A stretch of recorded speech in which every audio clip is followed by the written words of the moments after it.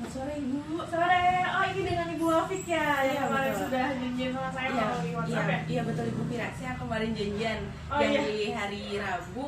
Saya appointment buat untuk di jam sekarang jam 3. Oh iya, boleh silahkan duduk Ibu. Iya, makasih ya Bu.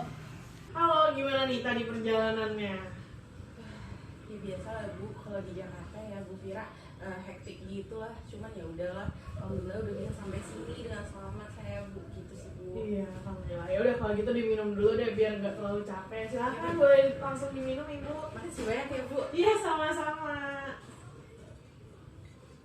Enak. Terima kasih. Jadi gimana nih sekarang kabarnya? Iya Ibu Fira, alhamdulillah saya dengan keluarga saya, dengan suami saya sehat. Cuman belakangan ini ada yang mengganggu pikiran saya Bu Fira, seperti itu. Oke, alhamdulillah. Tapi mungkin sebelum kita melanjutkan sesi konseling selanjutnya, di sini kita akan melanjutkan sesi konseling yang pertama dulu aja ya kalau gitu. Oke, di sini kita santai aja ya Bu, nggak perlu tegang. Sebelumnya perkenalkan dulu nih, nama aku Nafira Febriani, atau Ibu bisa manggil aku Vera atau Vira. Aku di sini menjadi konselor Ibu untuk membantu Ibu menyelesaikan permasalahan yang sedang Ibu hadapi seperti itu. Nah, di sini juga aku akan memakai pendekatan humanistik. Nah, di sini aku mau tahu nih bagaimana pendapat kamu tentang permasalahan yang sedang kamu hadapi ke depannya.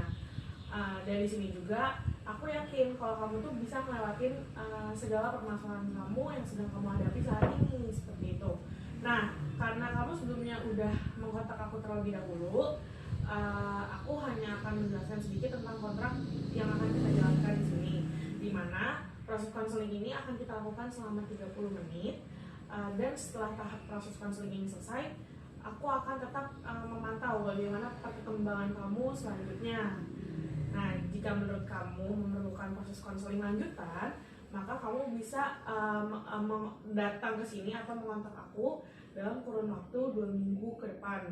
Seperti itu, di mana hal tersebut sudah tertera dalam surat perjanjian kita.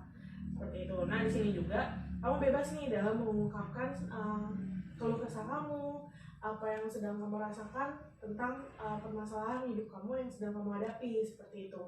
Nah, di sini juga kami sebagai konselor memiliki kode etik yang tidak boleh kami langgar, di mana salah satunya ialah dalam menjaga privasi konseling seperti ini. Jadi rahasia kamu insya Allah akan kami jaga. Ibu Fira, saya mengerti Ibu. Mungkin bisa langsung aja kali ya saya menceritakan rasa yang selama ini saya rasakan gitu ya Bu. Iya Ibu, boleh, silahkan. Jadi selama ini saya ngerasa ada yang kurang dalam diri saya Ibu. Saya udah menikah dengan suami saya selama 3 tahun, tapi sampai saat ini saya nggak kunjung dikaruniai anak Ibu gitu Bu. Jadi itu yang menjadi, saya merasa itu menjadi cobaan berat Bu untuk hidup saya, untuk diri saya, untuk keluarga saya, seperti itu Ibu. Jadi saya ngerasa hampa gitu Bu, dan saya bingung harus kayak gimana lagi gitu.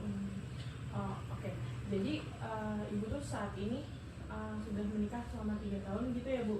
Ya, dan betul. Ibu telah berikhtiar untuk mempunyai seorang anak, tetapi tidak kunjung dikasih juga gitu ya Bu ya? Iya betul Ibu. Oke Ibu Fira, berarti saya mulai cerita aja ya dari sekarang ya. Iya, boleh Ibu, silakan. Iya. Jadi gini Bu, ini yang menjadi beban terberat dalam hidup saya sih Bu. Jadi saya udah menikah Bu selama 3 tahun, tapi sampai hari ini saya belum dikaruniai anak gitu Bu. Jadi karena hal itu saya ngerasa bahwa ada yang kurang dalam diri saya gitu Bu. Jadi saya ngerasa hampa gitu Bu. Dan saya bingung harus cerita ke siapa, karena saya ngerasa udah gak ada yang sayang sama saya Bu Fira. Jadi saya bingung, makanya saya datang ke Ibu, saya mau minta tolong gimana ini caranya supaya saya bisa menghadapi ini gitu Bu, secara lapang.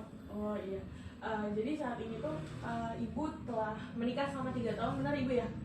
Namun hingga saat ini belum juga dikaruniai seorang anak, sehingga Ibu dapat merasakan kayak Ibu belum menjadi perempuan yang seutuhnya, seperti itu ya Bu ya? Iya betul Ibu, karena itu kan saya juga dapat omongan gitu, maksudnya masukan-masukan yang mana itu ngebuat mental saya itu down gitu, seperti suami saya sekarang jadi menjauh dari diri saya, mertua saya yang selalu bertanya kapan saya hamil gitu, dan selalu memberikan saya makanan yang sebenarnya tidak saya suka gitu Bu. Jadi memang ada dorongan dan ada desakan seperti itu Bu, belum lagi dengan pandangan masyarakat, pandangan tetangga kepada saya gitu. Jadi tuh orang-orang banyak yang mengatakan bahwa saya ini perempuan yang beruntung, saya mendapatkan suami yang mapan, namun suami saya itu tidak beruntung mendapatkan saya karena saya tidak bisa memberikan keturunan Ibu. Jadi saya ngerasa saya tidak ada gunanya Bu, gitu Bu. Oke. Tapi sebelum masuk ke hal berikut ini, mungkin apa saja nih ikhtiar yang telah kalian berdua lakukan? Mungkin Ibu telah mencoba program bayi tabung atau program-program yang lain seperti itu. Mungkin ada yang pernah Ibu coba?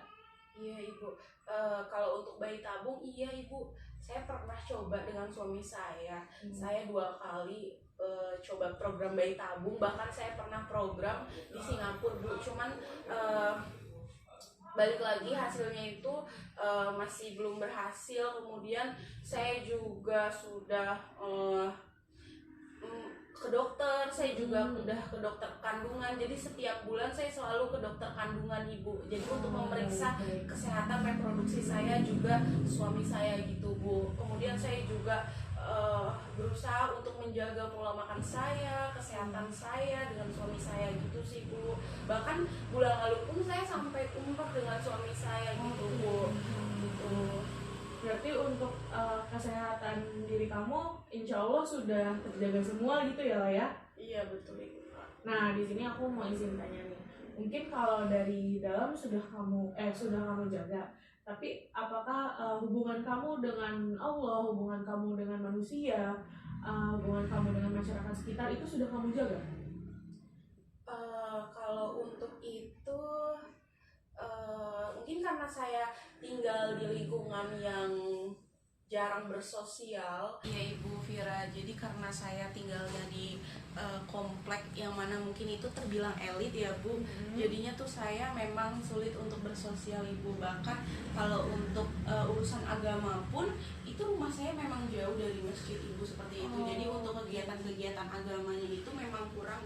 Kalau misalkan Ibu bilang mungkin masjid memang jauh dari dari lingkungan rumah Ibu gitu, tapi mungkin saya bisa memberi saran bahwa habub minallah itu tidak hanya selalu dengan Ibu selalu ke masjid atau bagaimana seperti itu. Mungkin Ibu bisa lakukan di rumah seperti sholat 5 waktu dengan tepat waktu, membaca Al-Quran, zikir pagi petang, ataupun sholat tahajud dan duha. Mungkin seperti itu. Ibu sudah rutin menjalankannya atau belum nih? Aku mau nanya dulu nih. Ya kalau untuk sholat, alhamdulillah sih ya Bu, kalau misalkan itu sholat 5 waktu, saya sih selalu menjaga ya Bu. Cuma kalau untuk sholat tahajud gitu Bu, sholat witir dan sholat sunnah lainnya yang harus malam hari gitu Bu, itu saya masih belum bisa mengatur waktunya Bu, seperti itu Bu. Belum lagi kan memang kalau di rumah itu saya itu memang ada jadwal tidurnya Bu. Jadi memang saya tidur itu dari jam 9 sampai bangun nanti subuh baru bangun.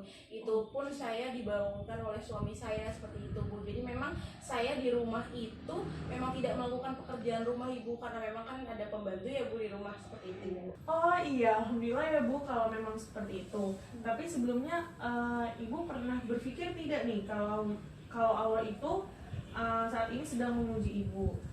Karena sesungguhnya Allah tuh sedang sayang nih dan cinta sama diri Ibu. Karena kalau Allah tidak menguji seseorang, karena Allah itu tidak akan menguji seseorang di luar batasan dirinya. Dan seharusnya Ibu bersyukur karena Ibu hanya diuji melalui jalur turunan gitu. Sementara melalui jalur ekonomi, alhamdulillah Ibu amat sangat berkecukupan, dan seharusnya di situ Ibu dapat bersyukur, seperti itu Bu. Benar juga sih Bu Vira, cuman kan bagaimanapun ya setiap orang menikah itu kan pasti ingin memiliki keturunan Ibu, seperti itu Ibu. Mungkin orang-orang di luar gitu, entah saudara saya atau mungkin teman-teman saya merasa beruntung gitu. Saya adalah perempuan yang beruntung, saya bisa mendapatkan suami yang mapan, bisa menjamin hidup saya, bahkan menjamin keluarga saya. Cuman kan pernikahan itu bukan dilihat dari hal itu aja ya Bu, seperti itu. Jadi saya sedih banget Bu, sampai saya menyalahkan diri saya sendiri gitu Bu, kenapa sampai detik ini saya belum bisa hamil gitu Bu. Oke. Berhubung karena waktu kita tinggal sebentar lagi ya Bu ya, kan karena sesi konseling ini 30 menit saja, mungkin aku langsung to the point aja. Nah di sini mungkin aku hanya bisa memberi saran kepada Ibu untuk dapat lebih mendekatkan diri lagi kepada Allah. Dengan cara apa? Mungkin Ibu bisa dengan menjalankan sholat sunnah, terus sholat 5 waktunya diperketat lagi seperti itu. Lalu mungkin Ibu bisa rutin membaca Al-Quran ataupun zikir pagi petang untuk menjaga diri Ibu dan suami Ibu, rumah tangga Ibu, karena kita nggak ada yang tahu sejujurnya ada apa seperti itu Bu. Dan ada saran satu lagi Bu yang bisa aku arahkan, apakah Ibu sebelumnya udah pernah terfikirkan untuk melakukan sedekah, entah itu sedekah kepada masjid, pembangunan masjid, ataupun untuk panti yatim piatu seperti itu. Karena mungkin bisa jadi setelah Ibu menyedekahkan sebagian harta Ibu, Allah itu perlahan akan membuka jalur Ibu, baik entah melalui jalur keturunan ataupun hal-hal lain yang Ibu perlukan seperti itu. Gitu ya Bu. Iya sih Bu, jadi ya memang selama ini mungkin karena saya dan suami saya itu suka traveling, jadi memang tidak terfikirkan untuk bersedekah lebih banyak, karena kita itu memang kalau untuk sedekah palingan itu hanya di bulan Ramadan Ibu. Kita selalu memanggil anak yatim piatu untuk mengaji di rumah kami setiap minggu, tapi itu hanya di bulan Ramadan. Nah, karena kita fokusnya itu adalah beribadah, jadi kita setiap tahun kita bisa umroh Ibu gitu. Jadi memang bukan maksud untuk ria, tapi saya dan suami saya beranggapan bahwa mungkin ibadah yang terbaik adalah datang langsung ke Mekah Ibu, seperti itu. Jadi mungkin itu salah satu kekurangannya Ibu.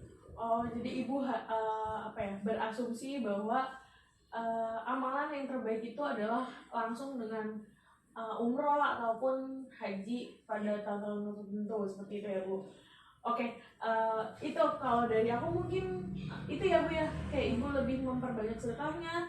Jadi sedekah itu tidak harus langsung sampai ke Mekah ataupun Ibu mau ke Masjidil Haram, enggak, tidak seperti itu Bu. Ibu bisa mungkin melalui jalur yang paling dekat, misalkan baik dari jalur Ibu ataupun dari jalur suami Ibu ada kerabat yang kekurangan atau membutuhkan sesuatu, Ibu bisa menyedekahkan sebagian harta Ibu ke mereka, baik dalam bentuk sembako ataupun uang sandang pangan papan, itu Ibu bisa semua. Atau kalau emang dari keluarga sudah tercukupkan, maka Ibu bisa beralih ke yatim piatu ataupun panti disabilitas. Saat ini sedang kurang nih perhatian orang-orang sekitar akan panti disabilitas seperti itu. Bisa juga ke ke janda-janda yang membutuhkan ataupun orang tua yang terbengkalai, kan banyak ya Bu ya saat ini. Ya mungkin kalau dari saya arahnya ke situ Ibu. Saya sih semoga kedepannya rumah tangga Ibu bisa menjadi lebih baik, dan melalui jalur itu pun akan membukakan pintu rezeki Ibu menjadi lebih banyak dan lebih berkah. Amin ya Rabbal alamin. Baik Ibu Vira, terima kasih banyak ya Bu untuk sarannya gitu, untuk sudah mendengarkan cerita saya, keluh kesah saya. Untuk yang masalah sedekah pasti akan saya langsung informasikan ke suami saya gitu, karena kan memang itu untuk tujuannya itu baik ya Bu gitu. Mungkin dari kaminya aja yang kurang aware gitu ya Bu dengan sedekah seperti itu aja sih Bu. Nanti kami coba deh untuk sedekah itu kan tidak harus besar kan Bu, jadi bisa di rumah aja saya panggil anak anak yatim atau misalkan janda atau apa gitu ke rumah gitu ya Bu, bisa seperti itu ya Bu. Ya, Ibu sedekah melalui senyuman juga sudah sedekah, karena sedekah itu sebesar biji zarah aja itu bisa diterima oleh Allah, seperti itu Bu. Ya semoga dengan saya nanti berusaha untuk lebih murah hati bersedekah itu bisa membuat hati saya lebih lapang ya Bu, lebih tegar untuk menghadapi ini sih Bu, seperti itu aja sih Bu. Makasih banyak ya Bu.